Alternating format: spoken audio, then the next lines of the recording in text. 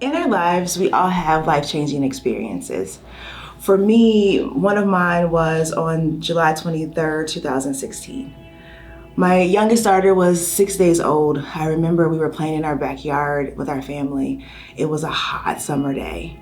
Our neighbors had just come over to visit with a new baby, and they were playing with us in the backyard. My husband was getting ready to walk them home, and he had just given my oldest daughter her last 2-minute warning at the water table.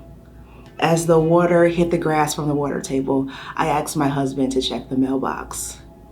When he comes back in the house after checking the mailbox, he gives us a pink postcard from the post office. It's a certified mail postcard, and on it says it's from the Sickle Cell Disease Association. Instantly, my heart hit the floor. I knew something was wrong. But in my calm voice, I say to my husband, we didn't get that letter when our oldest was born. He notices the change in my tone, and he puts his hand on my shoulder and he tells me it'll be okay. That's not really a concept I can grasp at that time. It's Saturday. We have 2 days till Monday. And so for 2 nights, he basically had to rock me to sleep. It's Monday. I get to the post office and I have to be the 5th person in line, but it feels like 5,000. I finally get this letter in my hand, and in my other arm is my infant. And like an Olympian trying to win the 50-meter dash, I run to my car.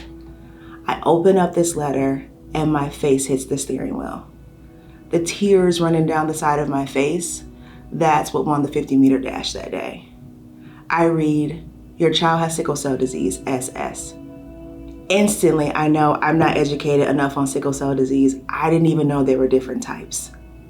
But I learned that sickle cell disease is one of the most common inherited red blood disorders, but yet it's the least funded.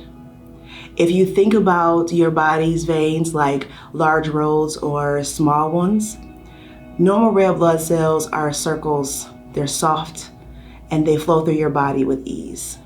But a sickle cell warrior, their red blood cells are hard, and they're crescent or C-shaped, and they're sticky. And they run through those roads, and they cause traffic jams. And those are pain crises. Pain beyond most of our comprehension. The other complications of sickle cell disease include things like heart attack, stroke, acute chest syndrome, and the most feared is death. But I learned how to advocate. My husband and I started a nonprofit organization called Kennedy's Village, where we look to bridge the gap between sickle cell disease research and care, not just for Kennedy, but for the millions of people impacted by sickle cell disease every day. I learned how to be an advocate for my daughter and be the lead of her treatment team. I learned how to incorporate holistic care into her treatment. One day, I turned off her heating pad because I thought she was fine. See, earlier that day, she had complained of stomach pain, but then she started coloring with her sister, so I thought she was okay. But I learned that was just her pushing through. I learned how to listen to her words and not my interpretation of her actions. See, my little warrior was already learning how not to let sickle cell disease beat her. And so I learned just because she's coloring doesn't mean that she's not in pain. I know that everybody has their own stories. Your own stories about fear and anxiety, your own things that have impacted your life. But I've learned that fear does not equal defeat. The definition of courage is not the absence of fear, but the commitment to overcome it. Each day we work to overcome fear and not to focus on the fear and anxiety, but to focus on hope and courage.